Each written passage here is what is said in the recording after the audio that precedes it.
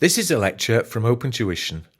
To benefit from the lecture, you should download the free lecture notes from opentuition.com. Okay, this is the third and the last lecture on Section A of the Paper F5 September 2016 exam. If you remember, I'm going through the MCQs. I did questions 1 to 5 in the first lecture, 6 to 10 in the last lecture, and in this one I'll go through the remaining 5, 11 to 15. So let's look at number 11. Which of the following will improve throughput? So this is hopefully a throughput accounting question. And it says a manufacturing company uses 3 processes to make its 2 products, X and Y. The time available on the 3 processes is reduced because of the need for preventative maintenance and rest breaks. The table below details the process times per product and the daily time available. So with 3 processes, and without me reading all 3 immediately, but process 1, there's 22 hours available. It takes 1 hour to make each unit of product X and 0.75 of an hour to make 1 unit of product Y. With similar information for the other 2, and it says the daily demand for X and Y is 10 units and 16 units respectively. And it says, which of the following will improve throughput? Increasing the efficiency of the maintenance routine process 2, increasing the demand for both products, reducing the time for rest breaks on process 3, and reducing the time product X requires for process 1. Now, what does it mean? Which of the following will improve throughput?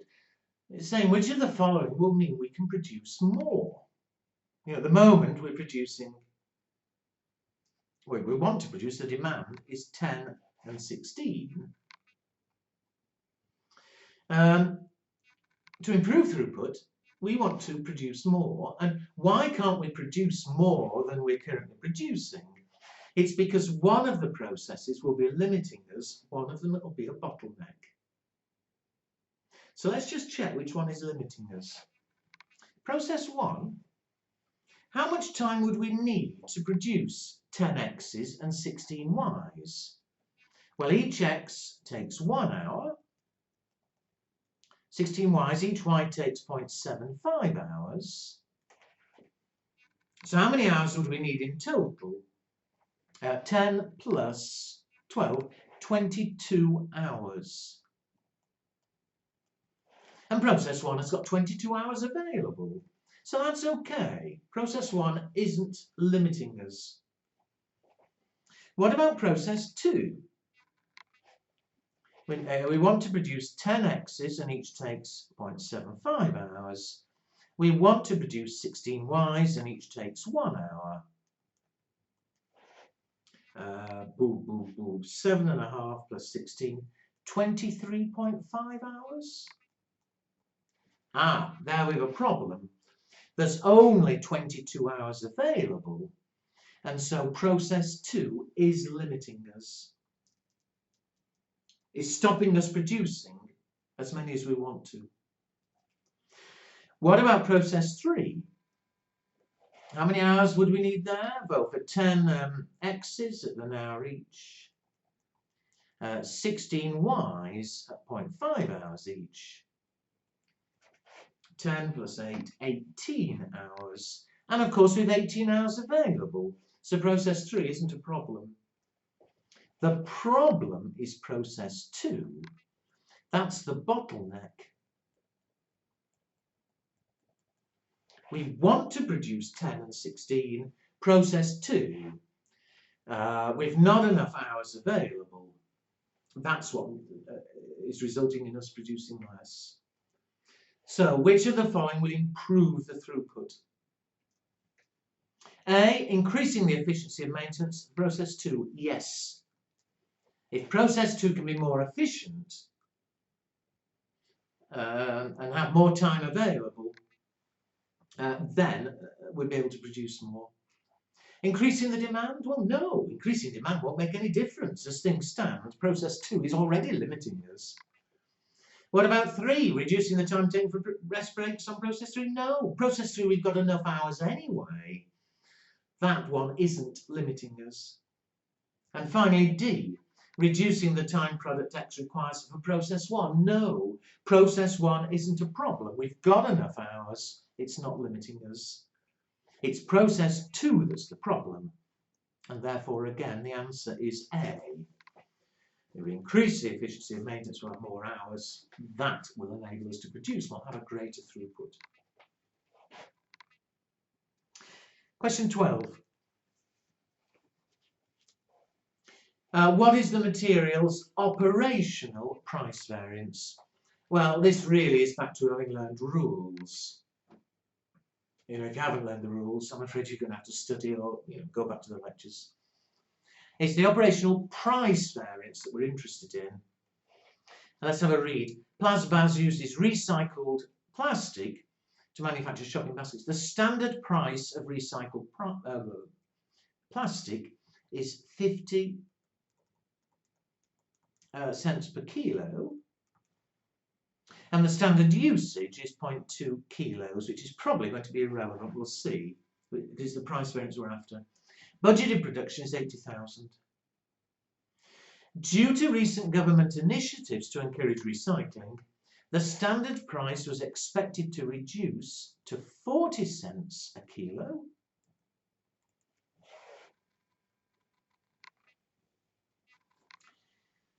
The actual price was 42 cents a kilo. 100,000 baskets were manufactured using 20,000 kilos of plastic. Well, we originally budgeted on 50 cents a kilo. Again, it's the price variance we're after. So we originally budgeted on 50. That, the standard price, was expected to reduce down to 40. Well, that would be planning variance, which we're not interested in here. But as a result, we should have paid 40 a kilo. We actually paid 42. Well, that is the operational variance.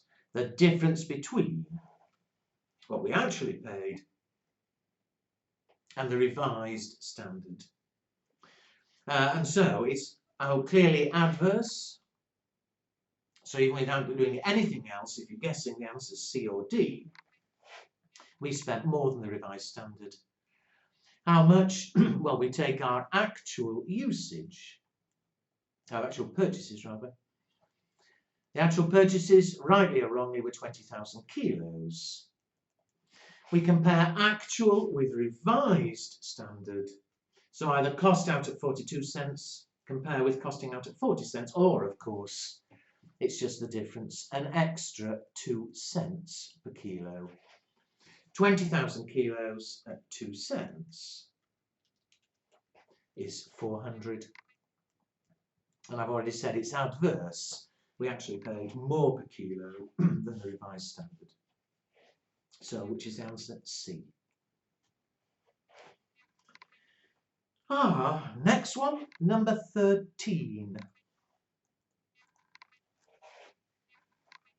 After adjusting for external factors outside the manager's control, in which categories is there evidence of poor performance? And what are we given? A profit centre manager claims that the poor performance of her division is entirely due to factors outside her control. She's submitting the following table along with notes from a market expert, which she believes explains the cause of the poor performance. With 3 categories to look at: sales volume, sales revenue, and material cost. And we're told the budget for this year, the actual for this year, and the actual for last year. And then we've got notes. Let's look at each one separately.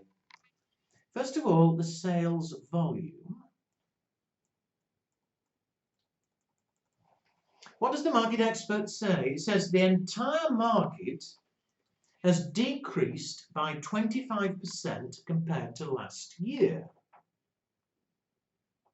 Now, obviously, the market falling is outside her control. And so if the market fell by 25% since last year, you'd expect our sales volume to fall by 25% as well. If it's less, she's done better. If it's more, she's done worse. So it was 400 last year. If it were to fall by 25% of 400, which is 100, you would have expected it to fall to 300 units. And what is it this year? It's 300 units. So that's fair enough. That's outside her control. And it says, after adjusting for factors, in which case is there evidence of poor performance? Well, not there. No. She's not performed extra well, but she's not performed extra badly. The sales volume has gone down by 25% in line with the market. So the answer is not B. You can strike that out if you end up guessing. What about sales revenue? Budget 50, actual a lot down, 28,500. Last year 40. Rivalry in the market saw selling prices fall by 10%. And so if our prices fell by 10%, she's neither done a good job or a bad job. This question, did ours fall by more than 10%? If they did, then that's poor performance on her part. But be careful here. You know, sales revenue is a lot down on budget. But of course, the revenue, part of the reason it's down on budget is because we've sold less anyway. We need to look at the price per unit. So what's the budget selling price per unit? We budgeted on revenue of 50,000 for sales of 500 units, which I always get my zeros wrong. Forgive me, 50,000 divided by 500. We budgeted on a selling price of 100 a unit. Rivalry in the market saw prices fall by 10%. And so if it's fallen by 10%, which would be 90, if the selling price ended up being 90, then okay, she's in line with expectations. So what's the actual selling price?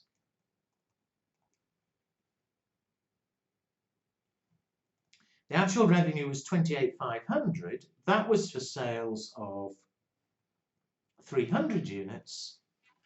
And so the actual selling price per unit was 95. So here, actually, she's done well. Had it gone down to 90, that would be in line with the market. We've managed to sell it at a higher price, 95. So the answer is not. It says, where there's evidence of poor performance, there's not been poor performance, so it's not sales price.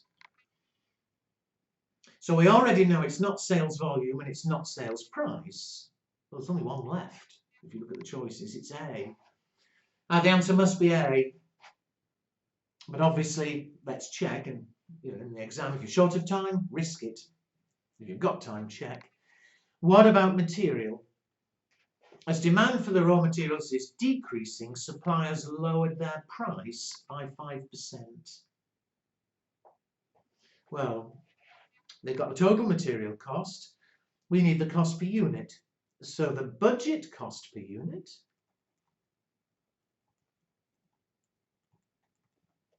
$10,000 total cost for 500 units is $20.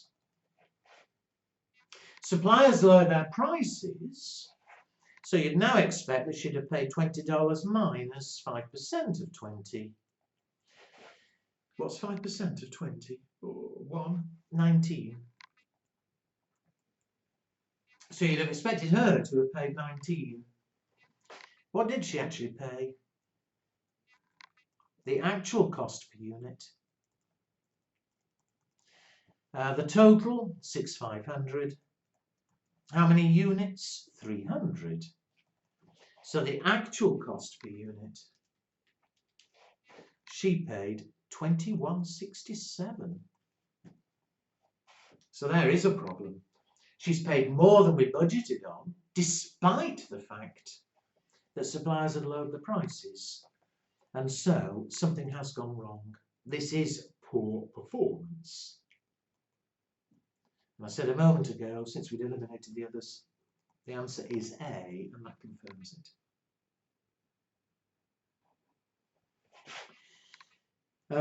14. Here's another, what I think is a very quick one. I said several times in the previous lectures.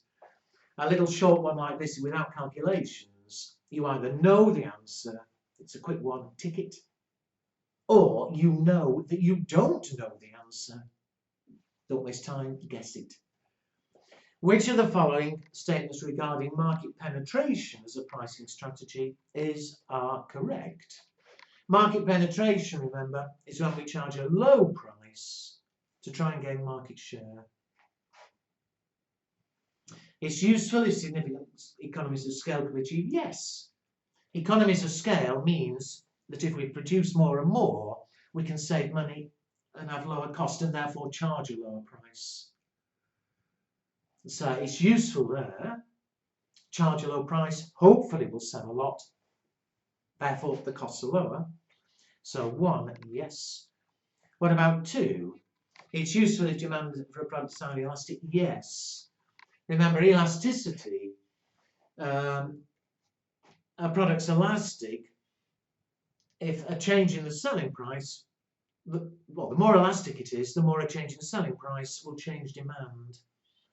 So if it's not elastic, penetration pricing isn't much use. Why charge a lower price if you're not going to sell more? If it's highly elastic, charge a lower price and we will sell a lot more. So it's 1 and 2. The answer is D. Finally, 15.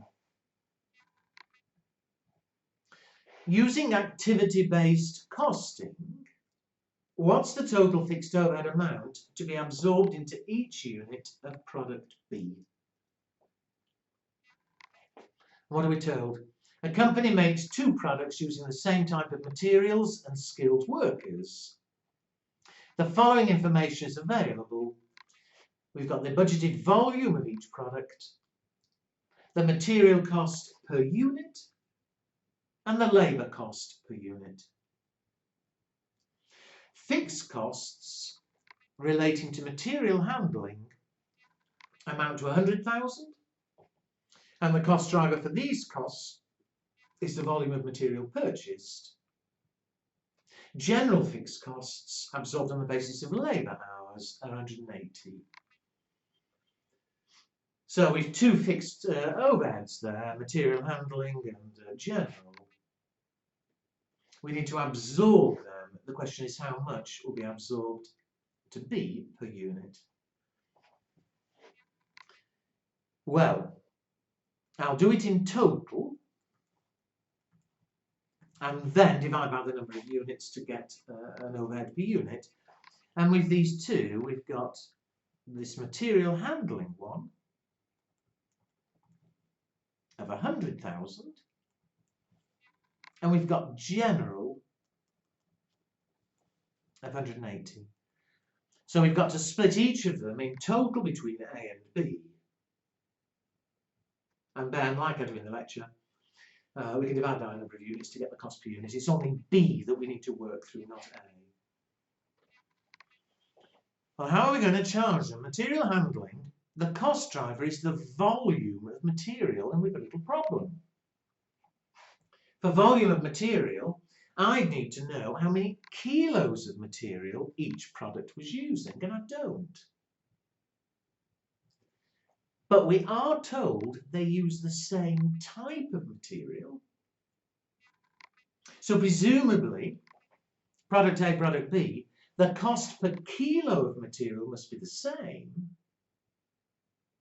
And so it doesn't really matter how many kilos there are.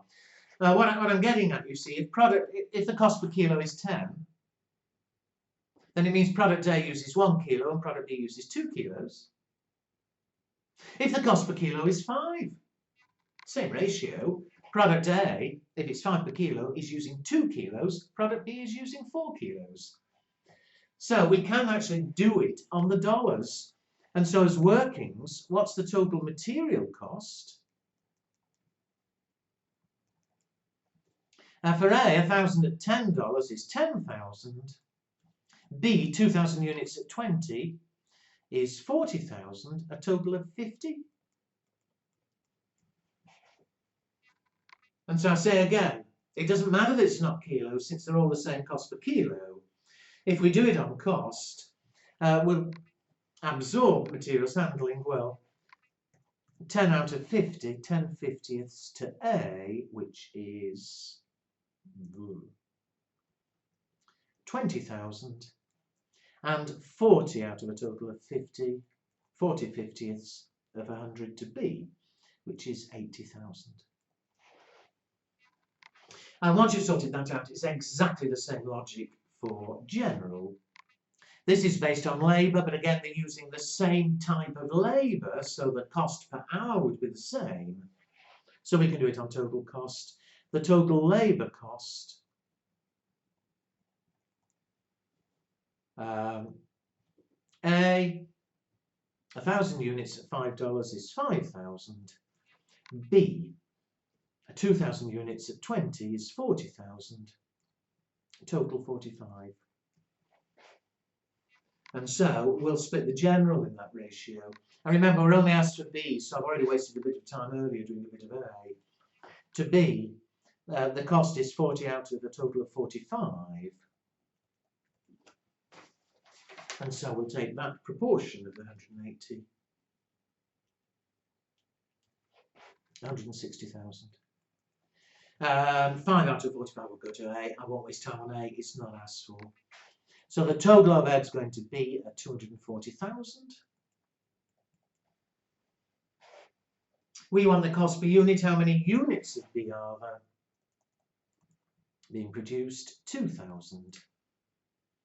And therefore, the cost per unit, the overhead per unit, 240,000 in total divided by 2,000 is 120. And is that one of the, yes it is. The answer is therefore B. So a slightly odd one, in that normally we'd want to know cost per kilo for material, cost per hour for labour. But I hope I've made it clear, because it's the same type of material and the same type of labour, the ratio, which is all we need, would be is the same in dollars as it would be in kilos or hours. Okay, there we are. That's section A.